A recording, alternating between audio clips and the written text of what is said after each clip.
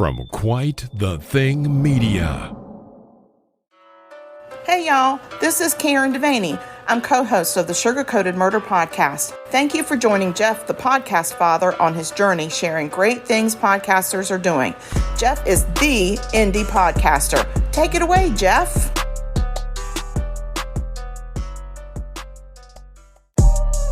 You've been searching for a podcast.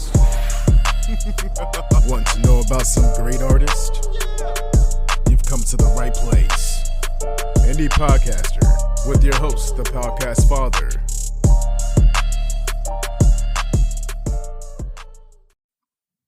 You are listening to Indie Podcaster. I'm your host, the creator of Indie Podcaster.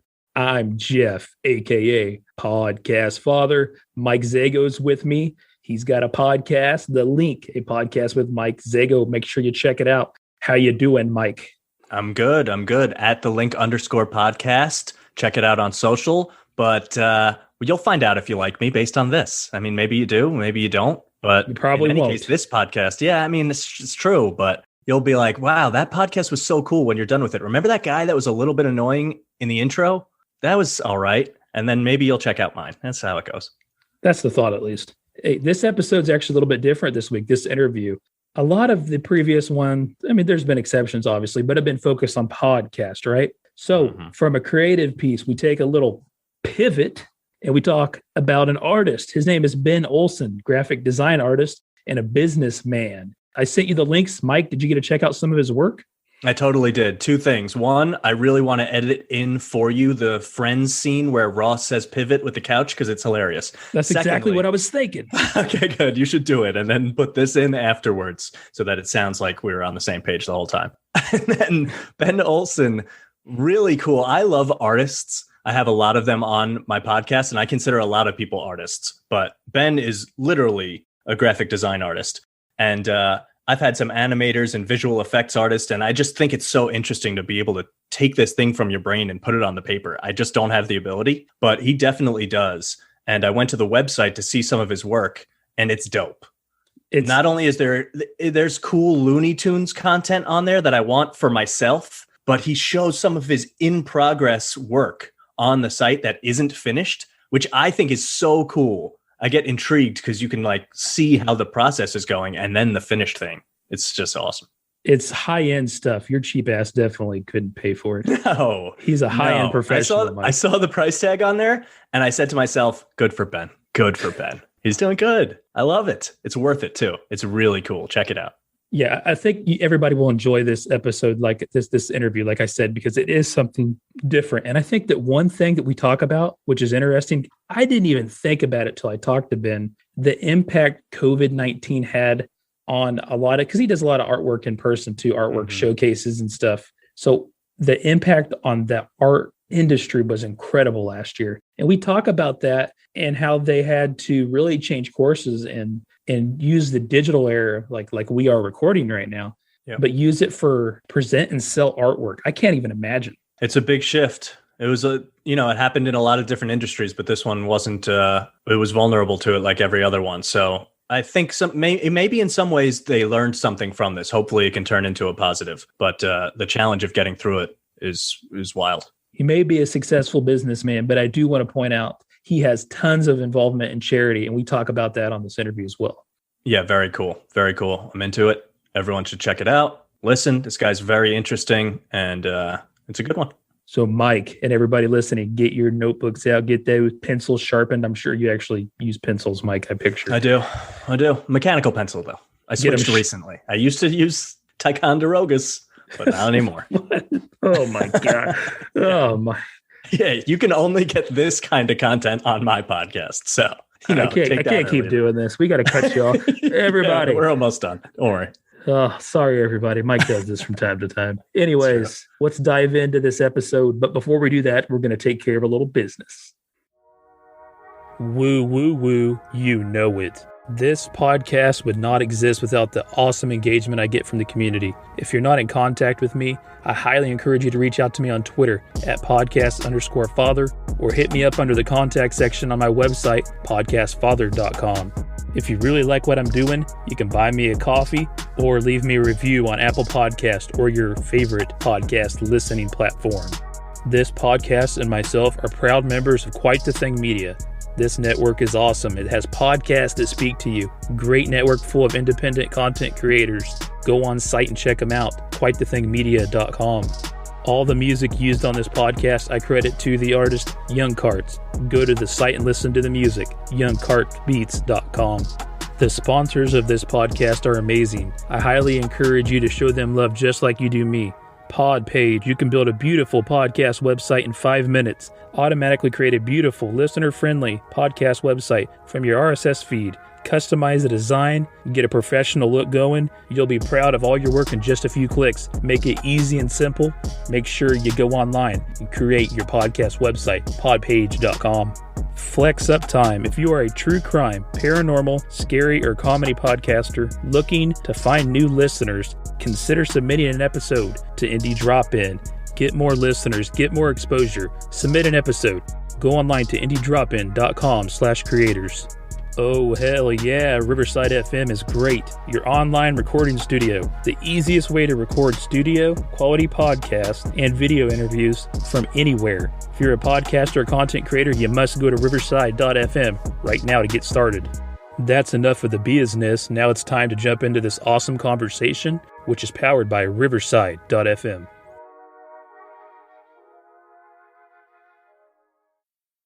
Joining me today is Ben Olson. He is an artist that is involved in quite a bit of things. How are you doing, Ben? I'm good, man. How are you doing?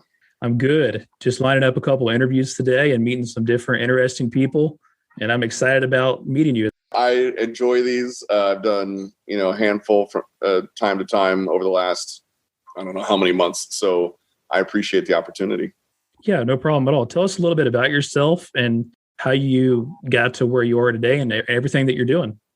So the Cliff Note version of this is I have a creative agency that I started in 2018, and I had a couple of freelance clients in 2008 when the market took a crash, and was a product designer. And then I got laid off from that company. They ended up going under, and started with these freelance clients and building my own thing. And so that was 13 and a half years ago in design. So I do agency work with branding and print, web, all that kind of good stuff. Built up a decent crew and network of what we do, and a portfolio of work for some wonderful clients. And then in addition to that, I was a fine art illustrator back in college. That's what I wanted, animation. That was my thing. Disney feature animation, like old school traditional 2D stuff is what I loved. And it's kind of good that I didn't go that route, because 2 years after graduating, they shut down traditional animation. So that would have been a different career jog. But anyway, so I getting back into my fine art illustrations. I didn't go to school for design, and I didn't go to school to run my own business.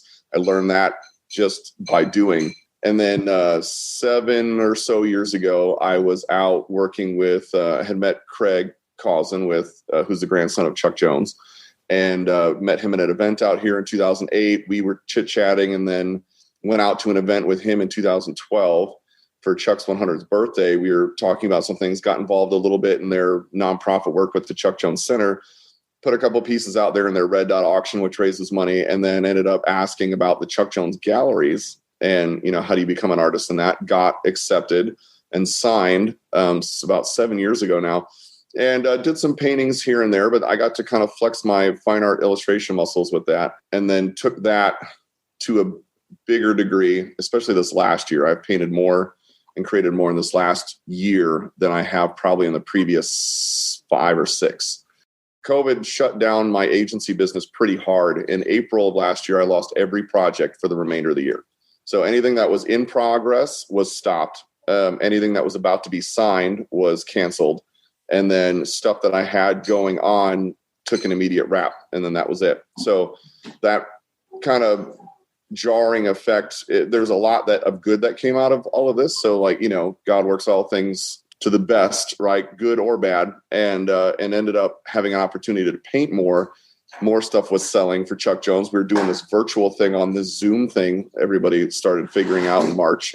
And then that kind of took off. So I did some gallery shows. I started hosting other artists for the Chuck Jones Gallery and doing interviews. And it just kind of took off. So I've got paintings from my last show on Thursday all around here. Some that has to be finished, others that need to be shipped out. And that was great. But with the Chuck Jones thing, they have a Center for Creativity, which is their nonprofit. And I love what they do. And it's all about inspiring creativity in others. Craig was like, well, what about doing something here? So I started the Chuck Jones Center Chicagoland.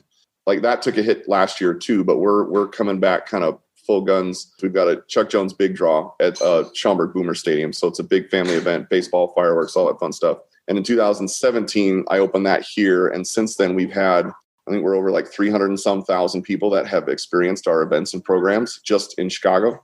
So it's been awesome. And I run hot with the nonprofit, with the gallery, and then with the agency work. In a nutshell, that is how I am here. With COVID being the big impact that it was, especially to what you're doing, how long did it take you guys to figure out to coexist in the pandemic? I did see you had virtual stuff going on too, like you mentioned. How long did it take for you guys to really get that going and that momentum and that audience built up?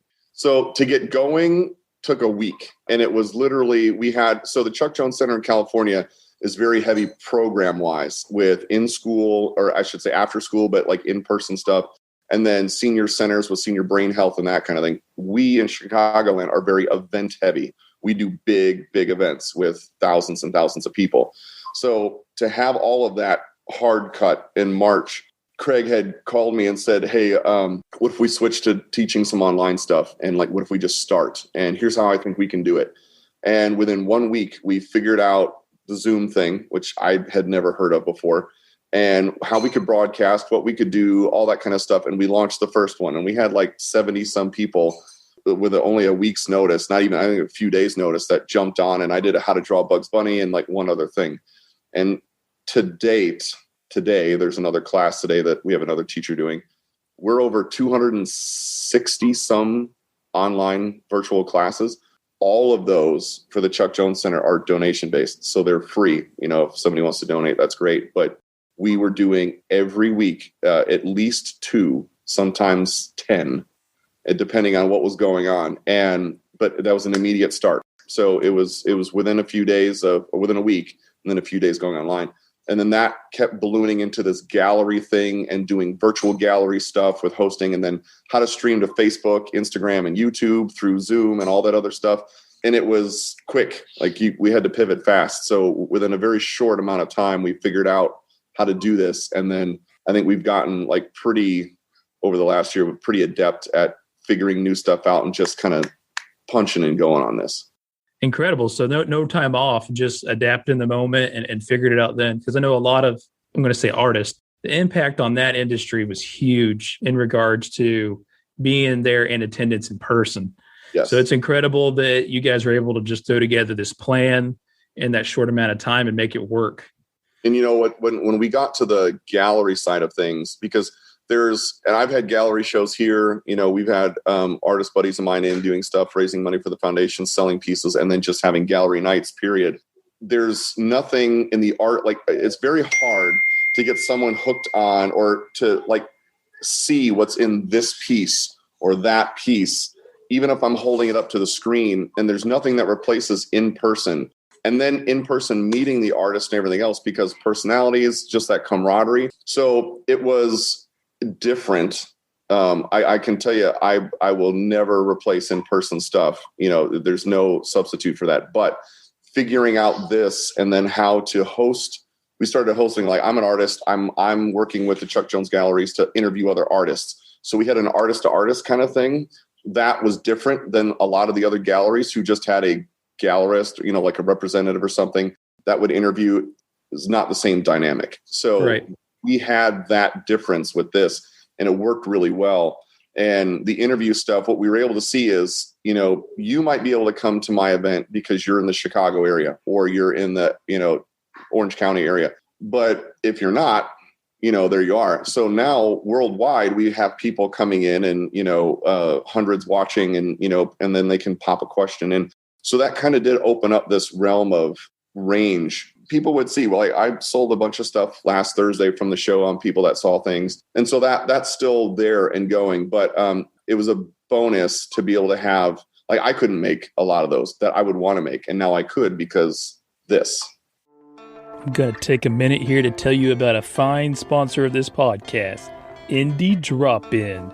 If you're a true crime, paranormal, scary, or comedy podcaster looking to find new listeners, consider submitting an episode to be featured on Indie Drop-In shows. If your episode meets some minimum requirements, Indie Drop-In will play your episode to real listeners. The best part is, the listeners like your show, Indie Drop-In provides easy links for them to subscribe. It's 100% free. You get to drop your feed into a established feed that already has actual real listeners. This is great, guys. This is an amazing way to grow your audience. These listeners are already there. They listen to your episode on Indie Drop-In feed. They will go over and find your podcast and become a subscriber and love it. Greg, the creator of Indie Drop-In, just absolutely loves being involved in the independent podcast community. He is a great podcast mind. Make sure you give him a follow on Twitter at Indie Drop-In.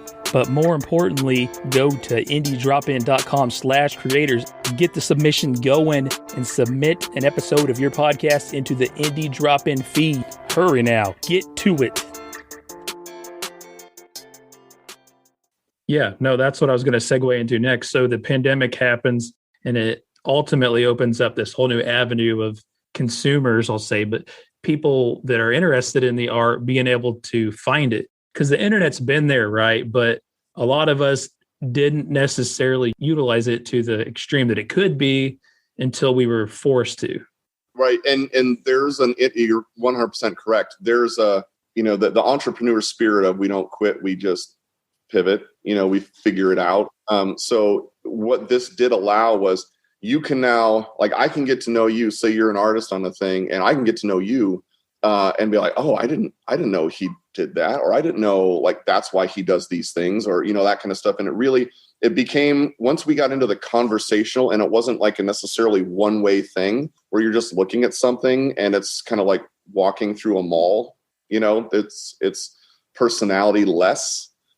This injected a lot more into the interaction of stuff. And I think that's what was the key, was making this something that was as close to being there talking to somebody as you could, instead of somebody just talking at you.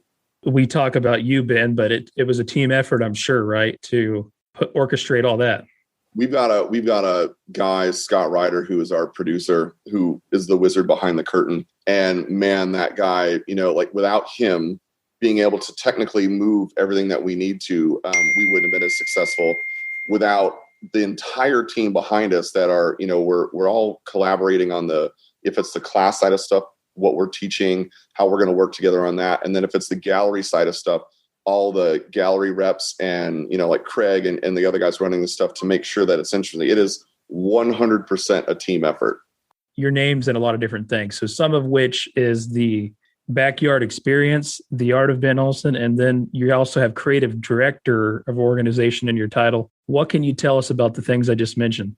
So creative director is Three Monkeys and Aardvark Studios. That's my agency work. So that's what I've done for the last 13 and a half years as a main career line. The Backyard Experience is my 501c3. So that's my nonprofit that we host the Chuck Jones Center for Creativity Chicagoland in. Gotcha. Okay.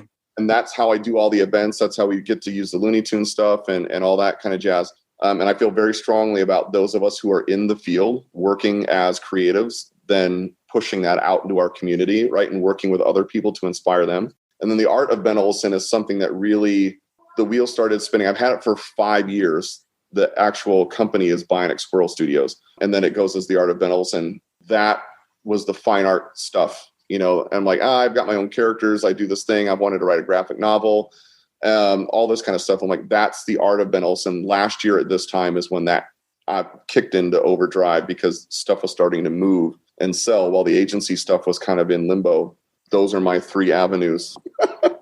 Busy man. So on my podcast, a lot of what I do is highlight creators, right, from various different industries, categories, genres, however you want to word it. You're obviously in the art field. but not just limited to physical art, paintings, drawings, etc. You've expanded graphically across.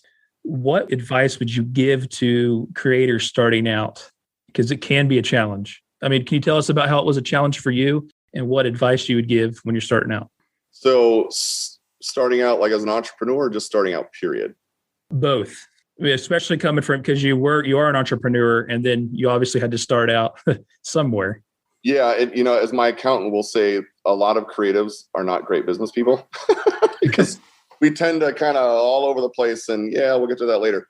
As a creative, just starting out in the stuff in the industry, whatever path you want to take, it's putting the work in. I mentor young students who are in high school wanting to do this as a career. And so we have like a college path. And then I'll take people in their early, stages and talk with them about what they want to do if they want to transition to this. And it's really about putting the work in. There is no substitution for hard work. None.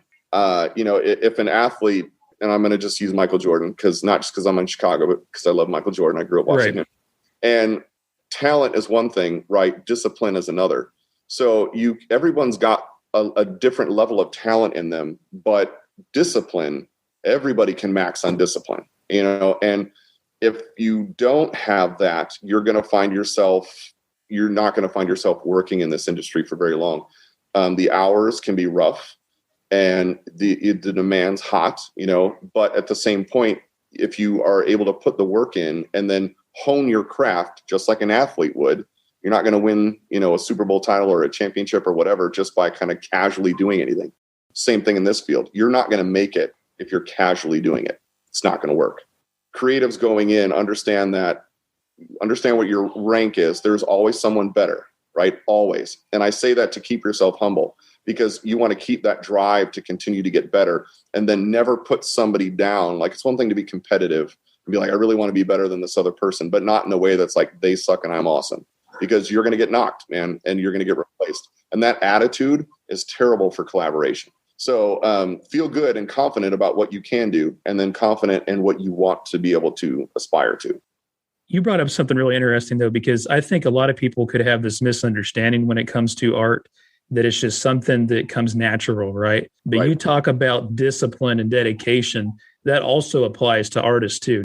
Everybody has talents that come to them naturally on some regard to something, but you still have to have that discipline and that drive.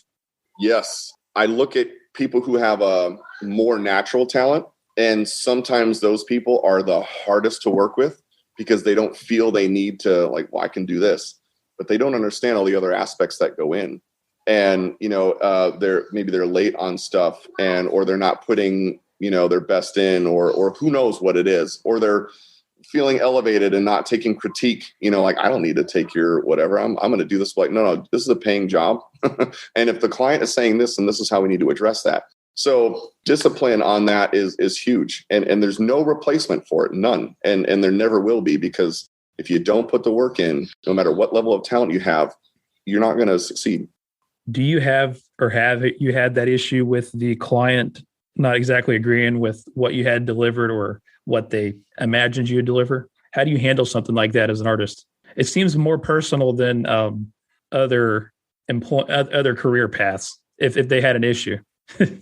Yeah. And, you get, I think, especially in the doing design for as long as I have, it's my job to interpret what they need, use what I know, and then pour something out in there, and then give them the reasons why I did that.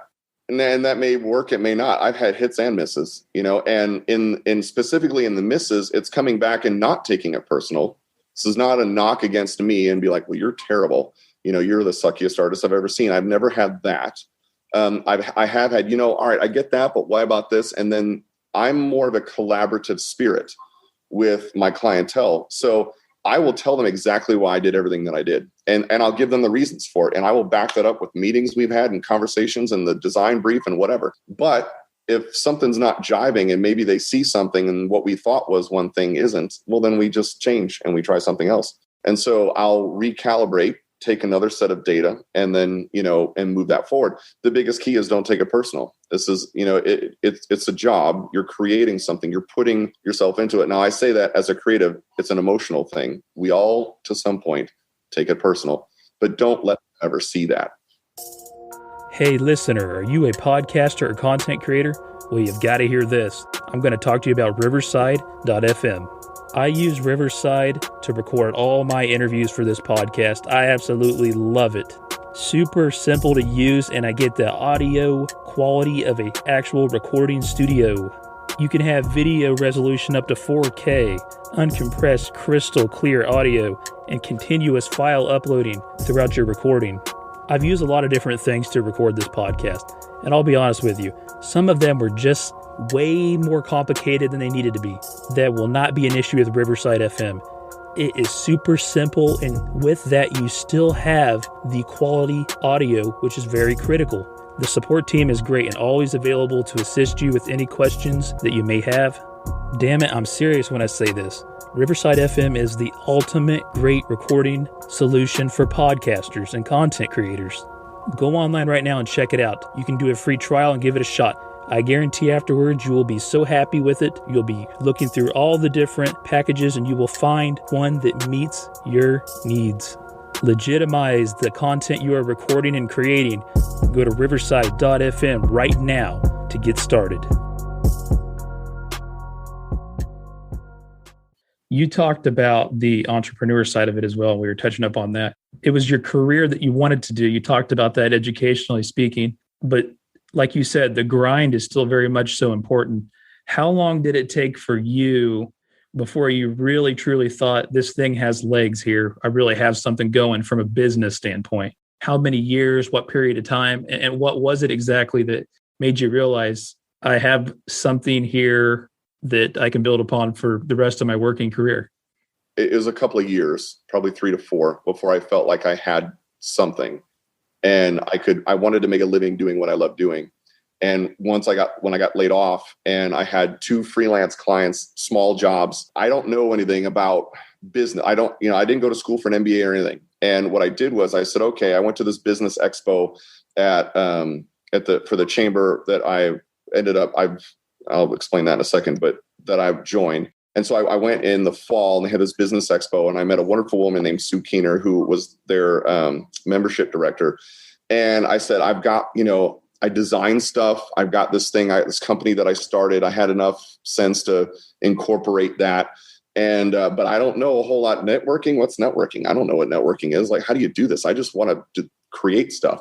And she took the time and I was 28. She took the time to sit with me and understand what I did and how I did, and then started connecting me with people. You should meet this person. Now, when she's connecting me with people, it's not for me to just sell myself the whole time. She was like, really focused on your relationships with people. And so to this day, I have friends of mine in high places and I've never asked them for work ever. They know what I do. They know if there's something that they need, I can do that. But I don't approach it from like, let me see what I can take. Can I take that? How about this? Can I take that over there? My mission was been like, can I fill your cup? Right. And if I can fill your cup, you're going to fill somebody else's cup. Somebody else is going to fill my cup. The more we do for other people, right, that cycle continues. If we drain it, there's nothing left. So understanding that relationship aspect of business up front and at the very beginning, I think, and I credit Sue Keener and then another couple of buddies of mine, George Vosturis and Michael Erickson, who I ended up sharing an office with because I was working in my basement. And they're like, we're going to give you a desk for free. Come into an office. And so learning from those guys and that kind of thing, that's how that got moving. I ended up becoming the chairman of that business organization when I was 35, which is nuts. So again, not knowing a whole lot. So from 28 to 35, being asked on the board, then the executive committee, then becoming the chairman, and I turn 42 tomorrow. So it's kind of it's an interesting path on that. But when I felt it for real was the third client that I had after I got laid off said, I need branding for these 3 companies and I need all of this. Can you give me a quote? And I did. And it was a hefty amount. I'm like, here's what it would be. I cross-checked with other buddies of mine to see what they were charging for stuff like this. And he said, okay, that's fair. And cut me a check for the first 50%. And that was enough to make a living off for the rest of that year. It was like October to December. So we're only talking 3 months, but it was enough to say, okay, I've got enough to pay myself. I have enough to pay some bills as far as for the business. And let's see how that goes. And then being heavily involved in that business association was I built my business in the Schaumburg Business Association. There's no doubt in my mind that's how that worked. So that's kind of how it kicked in. And then I had a really good accountant, still do. I've got a great attorney, and I learned to surround myself with better people. So I'm not the arrogant, look at me. Don't take that mindset. You need to surround yourself with people that are better than you, and that will raise you up. And so in all those areas that I was not adept in, I found people that were really good. I could help them out in ways. They would help me out, just questions, talking kind of stuff. Still going, even after pandemic stuff hit, I never lost one client, lost jobs because of they couldn't do anything, but never lost one client. So that's kind of the evolution of that till now. And I still don't consider myself a businessman, which might sound bizarre, but I don't. I look at other guys that are far more successful than me, that have more employees and sold stuff. And I'm like, all right, that's successful as far as a businessman goes. I'm just a guy doing what I love doing, making a living. Which is a perfect segue to what I was going to ask you. Ben, man, you have so many different things you're involved in. And I already know the answer to this. I think I can guess it at least. What is it that you're most proud of? It seems just your passion and dedication would be the nonprofit in your involvement with art and youth. Yes, and you would be correct. So when I was, how old? I'd say my 8th grade art teacher would be the start. The story goes on my kindergarten teacher and my 6th grade teacher. No good, right? Like I was a little creative guy and they were like, you're not that creative. So there's a story on that for another time, but they had my 8th grade art teacher poured a lot into me. My high school art teacher did the same thing. And then as I went up, I would meet guys from Disney had like a traveling tour for their animated movies back in the 90s. And guys would talk to me about that stuff. And I did an internship. There were so many people along the way that poured into me, especially guys that I super respected in industry of fine art or whatever, that it would be foolish of me and know that the talent that I have is not my own. It's his. And I've been gifted with that. And therefore my responsibility is to be like, what do you want me to do with it? And, part of it is you get to make a living on this. And the other part is I need you to pour into these people, and he'll bring opportunities all over the place. And so I feel very strongly about encouraging other creatives, young or old, but specifically in kids, the first student of mine that I took as a mentor, who's now at Savannah College of Art and Design, sequential art, it's going to be amazing. Her parents came in, lovely people, weren't sure about how does this career in the arts thing go. And a lot of parents have a misconception that you can't make money in the arts. Right. And that's a huge, it's so wrong. It's wrong. And I'll bring up a website that has a listing of all the day's postings, and it's long, and the average starting salaries. And they're like, oh, and I'm like, yes. Oh shit. Yeah. yeah. Like, oh, I can make money doing this. I'm like, yes, you can, look at what I'm in right now. I'm making money doing this. And so to have them understand that this is a business, like art is a business, creativity is a business. That's why I said discipline is huge. There's always somebody behind you that can do better, right? So what are you pouring in and how are you bettering yourself? But to watch these kids from really any age group feel proud about what they're putting out, not to be like, I'll work on technique, right? That's one thing, but I don't challenge the mind and the thoughts that they have coming out. I want that to express. And so I'm more into well, tell me about that. That's cool. What is that? All right, that's interesting. So how did you come up with that? Finding better questions to allow their imaginations to open up. And then if they're having a frustration with, I can't really draw fur that well. All right, well, here's something to try out. All of a sudden doesn't become what I experienced in 6th grade, which was you're not good enough to go into 7th grade art. Check that out, 6th grade teacher. Look who I'm on a podcast with today talking about art. So, but turns into like, all right, I'll try that, right? It's because art is so emotional. When we get criticized negatively, yeah, our natural inclination to express that again drops significantly. I forget what the percentage is. They did all kinds of studies, but it's a lot. If that keeps happening, it whittles away to nothing, to where you may never share anything. And it could be an idea. It doesn't even have to be a drawing. It could be an idea that you have to be like, like, how did you come up with the podcast thing? Like, I'd really like to do this. By the way, I love the podcast, Father. I think it's hilarious, right? In a great way. I'm just like, that's brilliant. And then you came up with that. And well, what if you were just so like knocked down about it? Would you have ever come out? Like, maybe you would have, if you were bullheaded enough, you'd be like, screw that, man. I'm going to do whatever. But a lot aren't. And so to take that on in young kids, from whatever, my 3-year-old, my 5-year-old color and do all kinds of stuff. My 16 and 17-year-old do all kinds of stuff. And, whether that becomes their career path is up to them, but to encourage them to be able to create and imagine, that's my passion, because my parents were very supportive of me doing that. And my dad was a preacher, and, my mom's the creative one. My dad's more the logical thinker. And so that's kind of scary because preachers weren't making a whole lot of money, Yeah.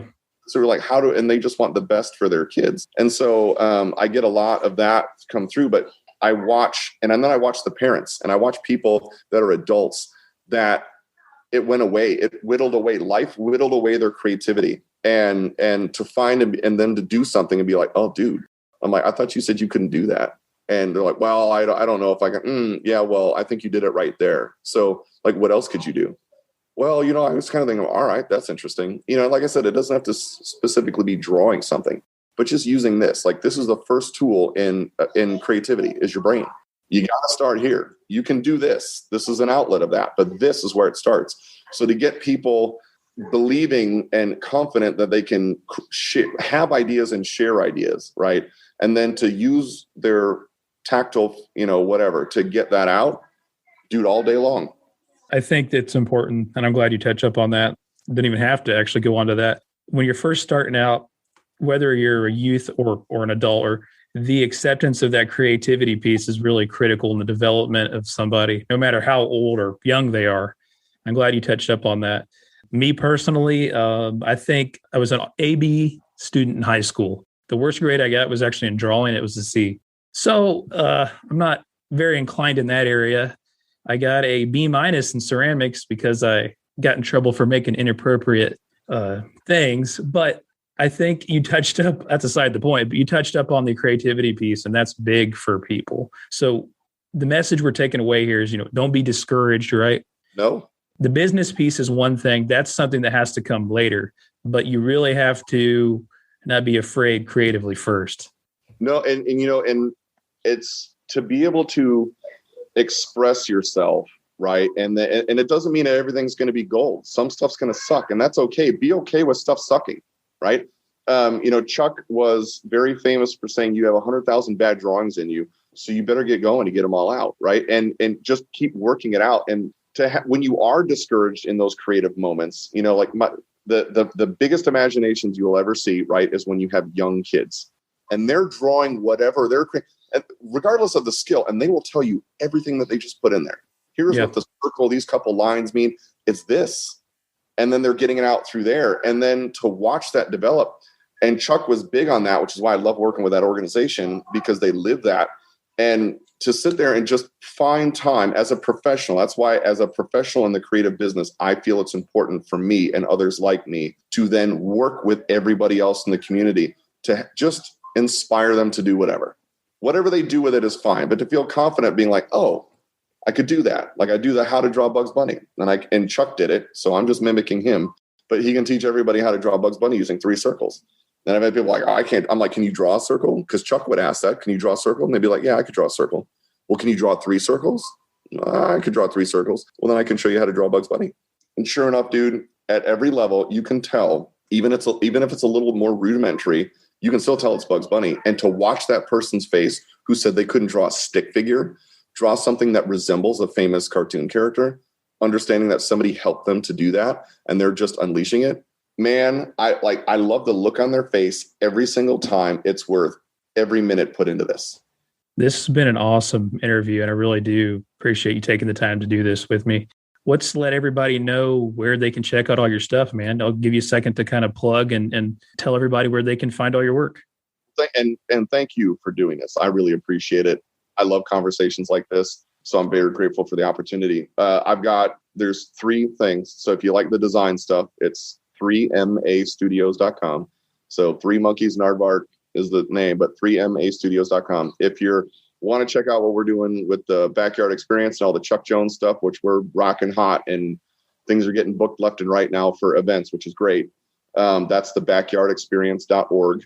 That's got everything there. And then if you like fine art and pop culture stuff and Looney Tunes fine art and all this craziness, that is benolson-art.com. And then the Instagram is benolson_art. Like I said, I'll say it again. I appreciate you taking the time to do this. I think your passion for art, just down to its core value and concept of what it is critical.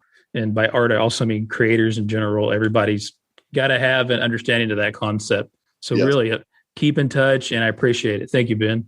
Absolutely. Thank you, man.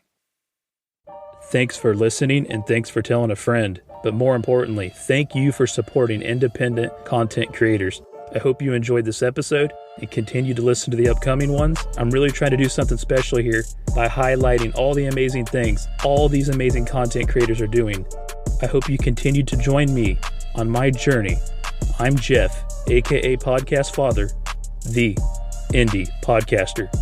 Keep being you, keep being great.